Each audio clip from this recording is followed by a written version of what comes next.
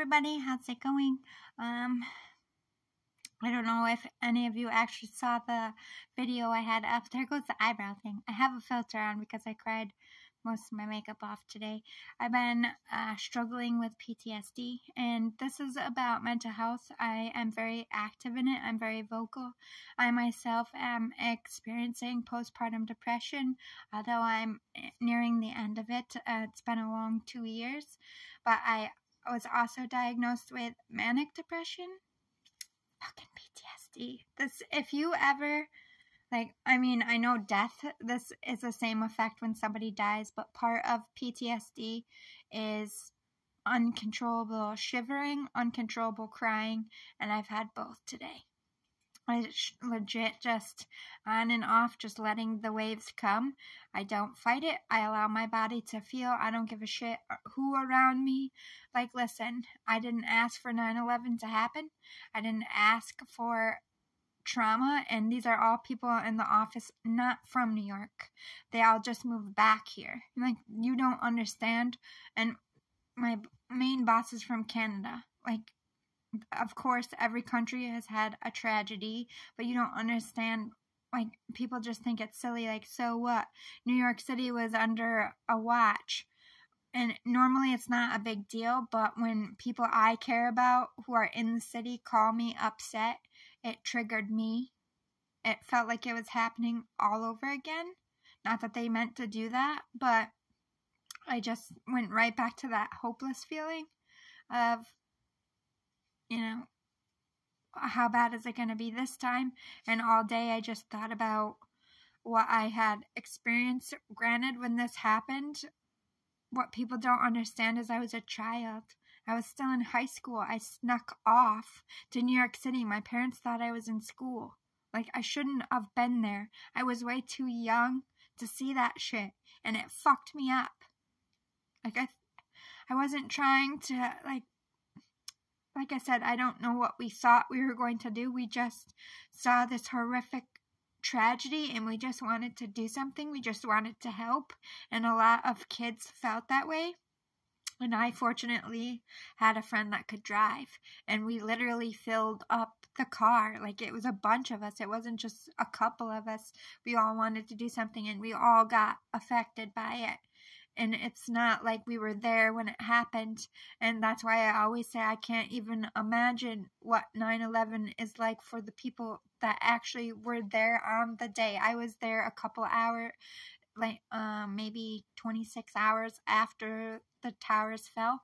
So a day pretty much, because we waited for the sun to come up and we drove out there. So, I had a lot on my mind today, and I got triggered, and I let the catty, immature bullshit get to me, and I stepped out of line, and that's fine, but I just want to say, I think that I'm just done opening up to people. I just don't want to know anybody, because everybody's a disappointment. Everybody. I work the steps at my job with this problem child. She plays heavily on my mental health. She is an extreme problem to my mental health, and I have voiced that, and I have done everything in my power to fix the situation, but I can't control the other person, and I can't control, where anybody goes at work, nor would I. I'm not that kind of person. She can be around me, but she's incapable of being.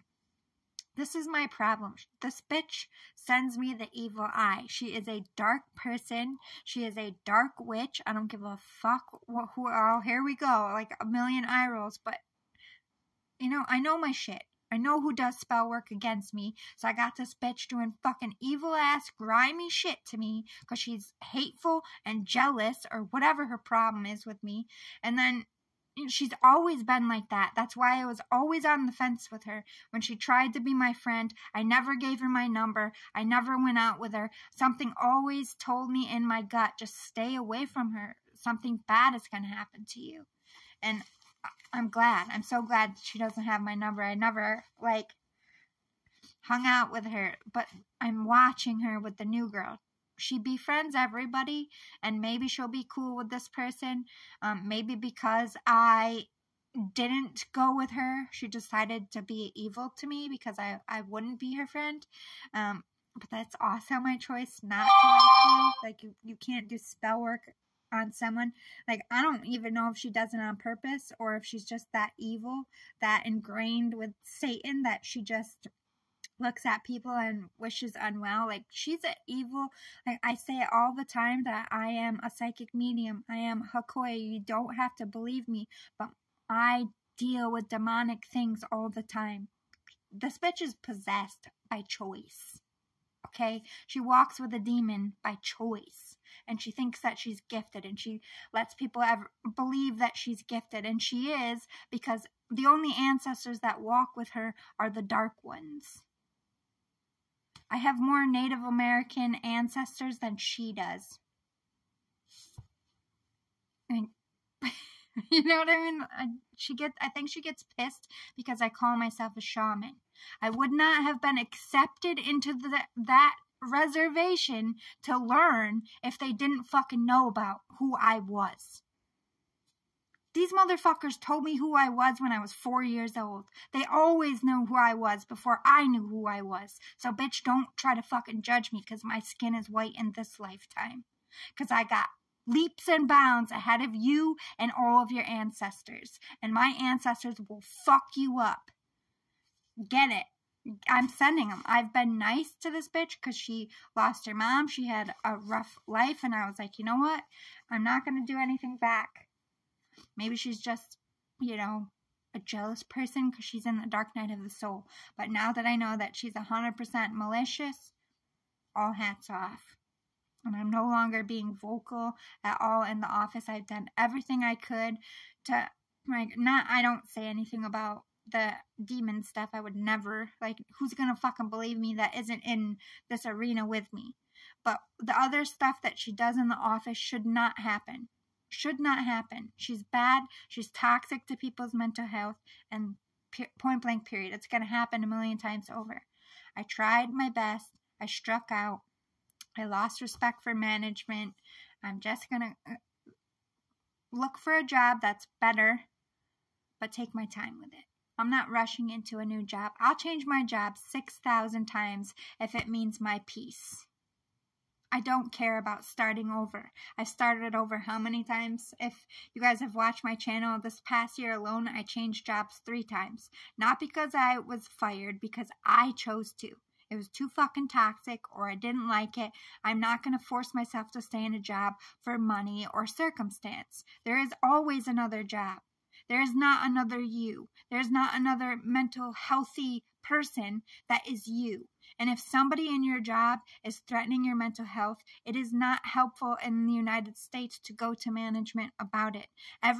This is what, my 2nd job now that I have gone to about mental health. They say the same thing. We care. We take this seriously. Nobody does nothing. In fact, by admitting you are struggling with mental health puts a target on your back. I feel I have a target on my back. And do I feel like they're looking for reasons to get me in trouble? Management? No. Other person? Yes. You know, they look for moments to goat me into a reaction. And today they got it because my mind was on flashbacks. And in a moment of a flashback, she pushed me. And I tried to explain that. And then at the same time, I don't care to, because if an employee comes to you and they want to call the state for help, then no, you are not doing your job. You are making that person feel like they are alone, which is not helpful to mental illness. But they took it offensively. They focused more on the offensive part of it instead of, oh my God, my employee is that upset, feeling that alone that they have to call for outside help. I wasn't being malicious. I wasn't being rude to him as a boss. I was just trying to help myself not be suicidal or help the next person be pushed. You know, just be quiet and talk to your counselors who know about it, or people outside of work. That's the best.